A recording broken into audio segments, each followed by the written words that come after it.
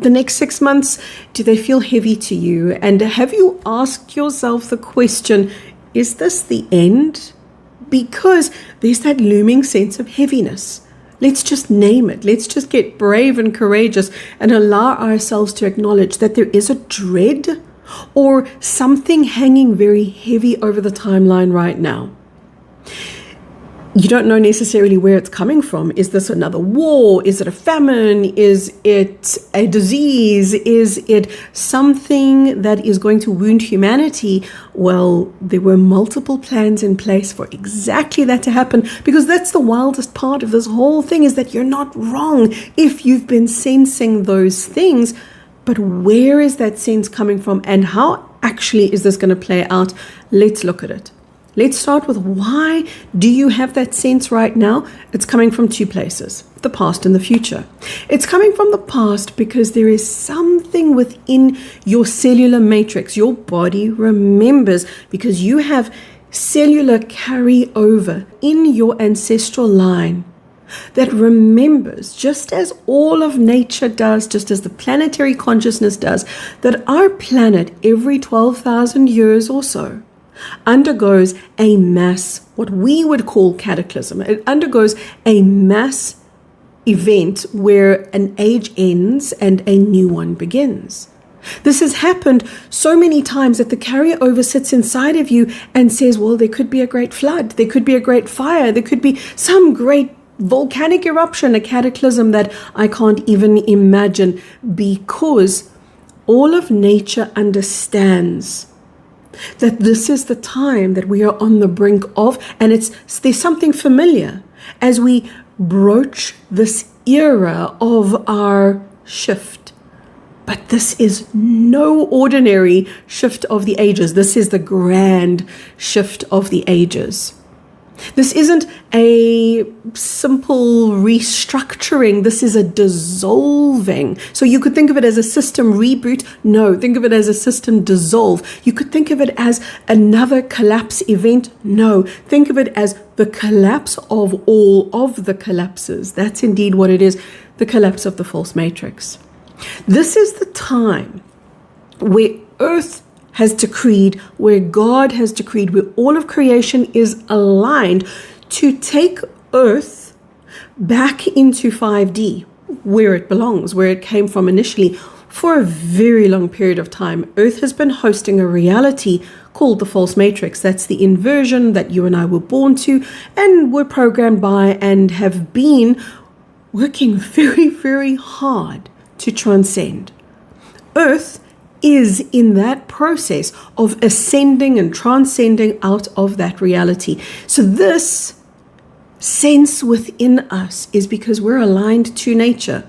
No matter how disconnected we've become, no matter how conditioned we've become, there is something inside of us that reads the planetary signals and knows, despite what we see on the news, despite all of those external distractions, something inside of you has that carryover, recognizes this, and knows what's about to transpire. However, having said that, remember that this is no mini 12,000 year cycle. This is the culmination point of hundreds of thousands of years worth of time spent in the false matrix. It's kind of like this is where Earth comes to a 0 point as it returns back to her original kingdom, her original Eden-like experience. That's Earth's true nature. Equally, you are returning to your true nature. Now, because the archons who held the false matrix in place, they knew what was coming. They knew that we would start sensing this. So they rubbed their hands together in glee and said, oh, this is the perfect time, because humanity expects it, because humanity anticipates it, because humanity cannot comprehend the possibility that's before them, which is the possibility to ascend with the planet, that instead of cataclysm and doom, that we shift into light. This great shift, many of them are characterized by elements such as wind and fire and rain, flood, for example, earth, mudslides, etc. This is different. This one is ether. This is us returning to who we are as energetic beings of truth and higher consciousness. That's what this shift is. But the archons were banking on us not being able to tap into that level of consciousness, that level of light, but rather to draw on the dread. And that's where the sense of the future is coming in. There is that timeline that was, note this is in the past tense, that was sitting out in front of us, that looked like the complete worst case scenario, the complete destruction of all destructions. I'm not talking about a war here or a skirmish there or some disturbance, some unrest in some faraway country. I'm talking about the worst case scenario being something, whether it was a world war type scenario, whether it was a disease type scenario that we would deal with, something that would affect every single human being alive and bring them into a resonance of fear, bring them into a mistrust and a desperation for salvation that would have them marching to the beat of the archon's drums and then recreating another false matrix reality.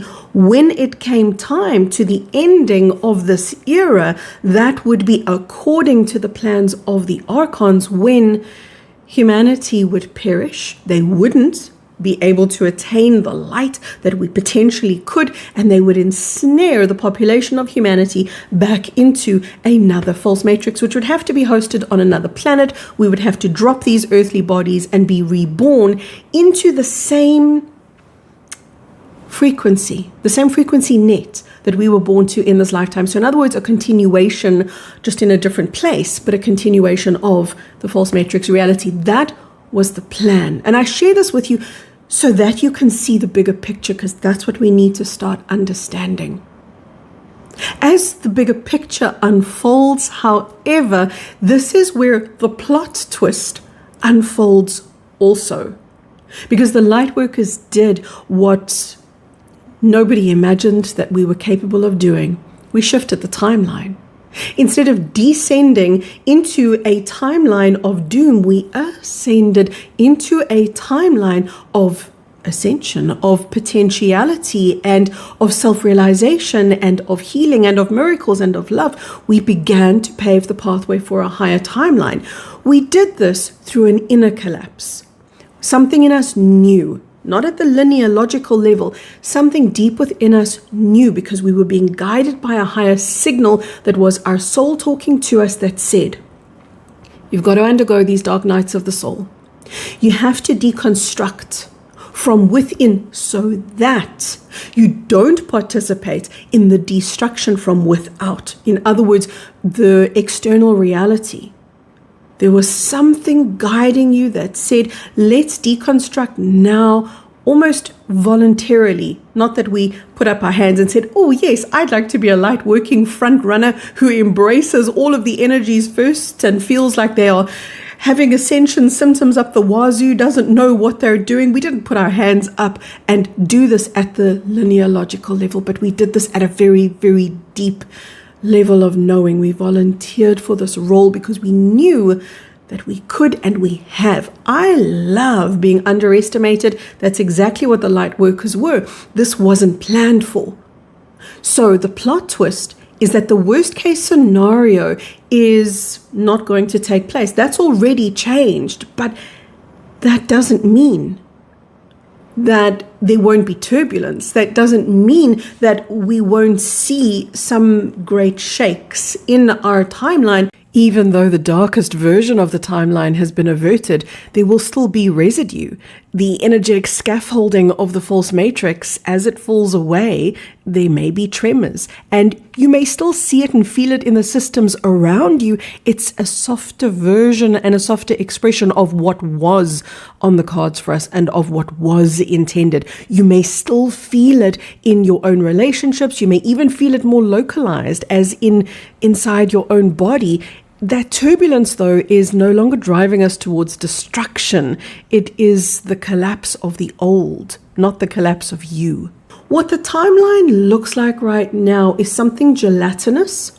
The timeline itself, it looks like something gelatinous that's pulsing and reshaping itself on a daily basis. because it is.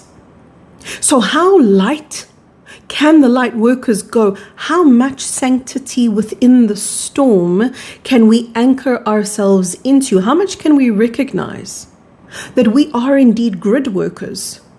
Not that we have to go out, and I'm not encouraging you to say, well, I've got this new label, now I'm a grid worker and I'm healing the planet. That is not what a grid worker is. A grid worker is a being who has mastery over their own energetic grid. And that therefore ripples into the grid of the collective consciousness, which creates a landscape for more people to join the higher timeline that we are catalyzing and initiating right now. As we start to see, wow, we volunteered for this role, we are the grid, we are the higher alignment. This is not, therefore, about us demanding change, but being the change. Just today, I saw a message from somebody, I can't remember if it was Instagram, Facebook, it was somewhere, and this person said, oh, Kerry, you're so full of nonsense. You're always saying every 6 months something's going to change, or every day something's supposed to change, or we're on this higher timeline. Surely by now, this person said, I would see it. Surely by now there would be something that tells me, oh, beauty is upon us, miracles are happening, upliftment is taking place. And the answer is, you have to feel it inside of you first. And if you don't, how can you possibly see it on the outside? This is where we are in our timeline. It's a level of responsibility we've never had before.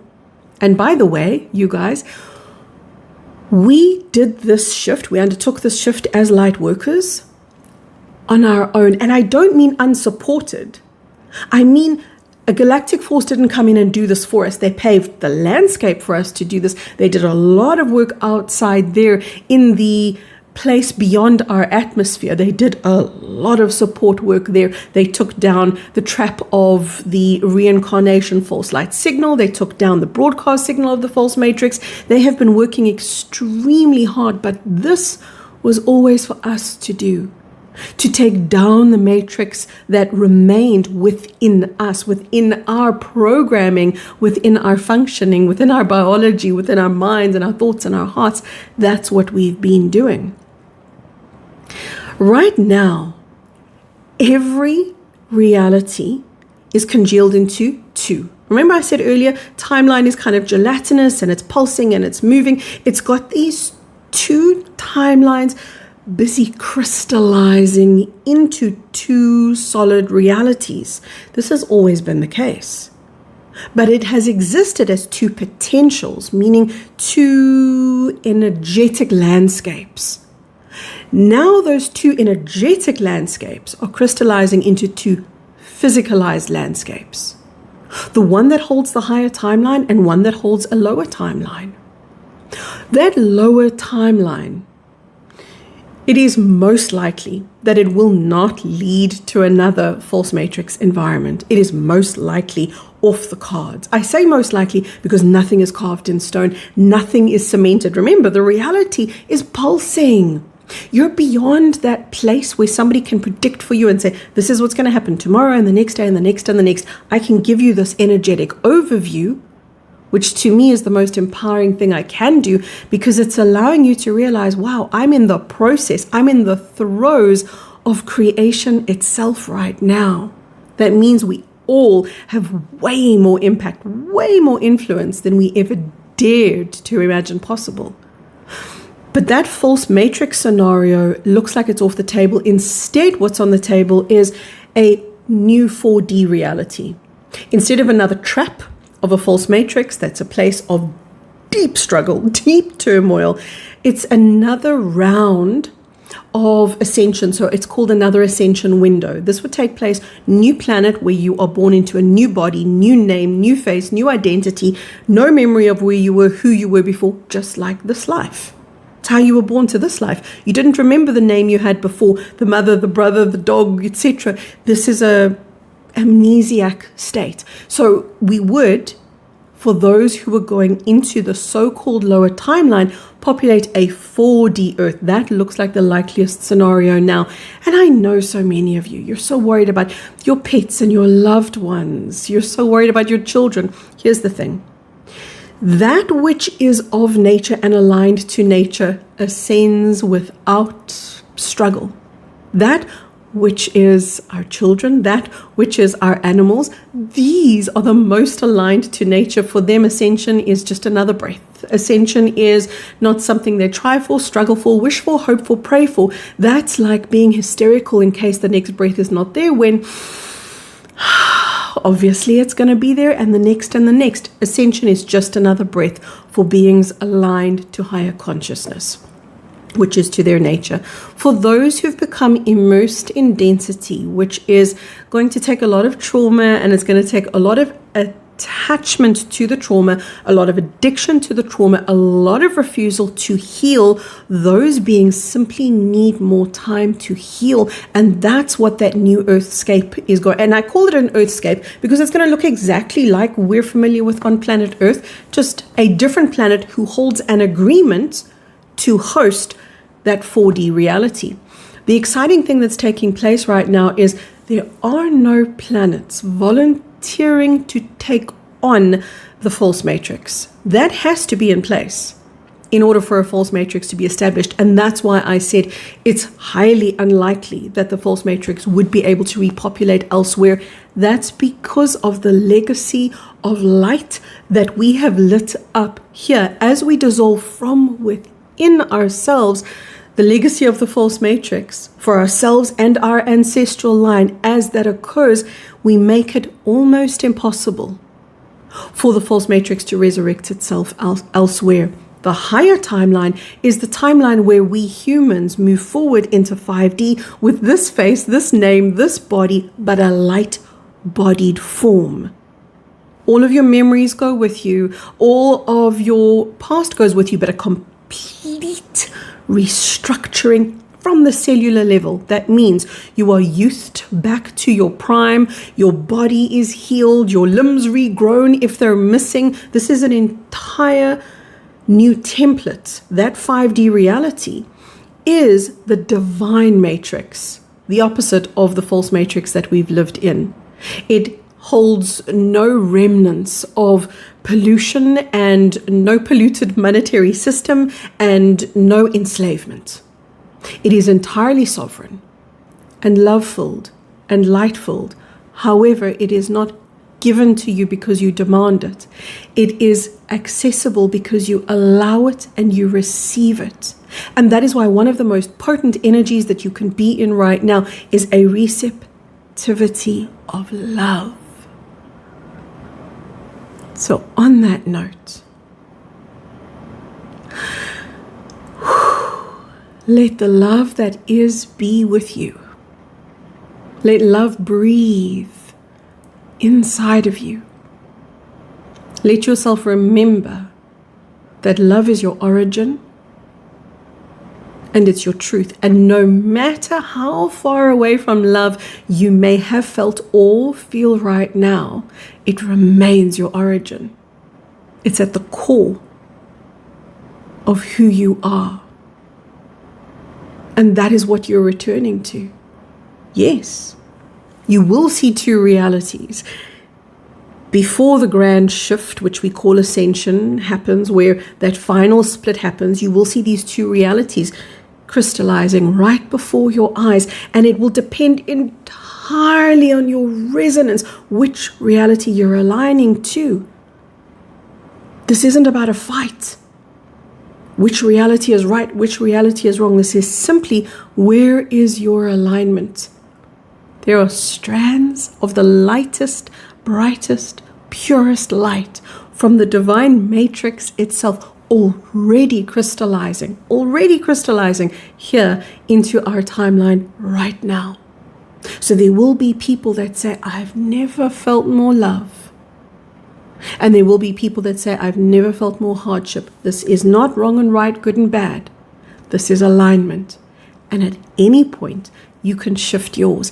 It's really really, really difficult. I would go so far as to say impossible when you hold a higher alignment to drop all the way down into a negative agreement that forsakes that higher alignment. It would have to be a complete and utter rejection of your light, of your love, of goodness, in order to facilitate you moving away from the light that you've stepped into. But it's very easy when you're in density at this stage still. If you can be humble, if you can be open, if you can be receptive to the truth of who you are, not to the truth of who somebody else is, to the truth of who you are, you make this process so available, so accessible to you, the process of shifting into that higher timeline. All of nature is doing this with you. From my heart, all the way into yours. So much love. I hope you feel it. I hope you say yes. And I hope you let it in so that you can ripple that love all over that comment section. We were born for this, and it's unfolding now. Don't lose your footing right here at this most critical part.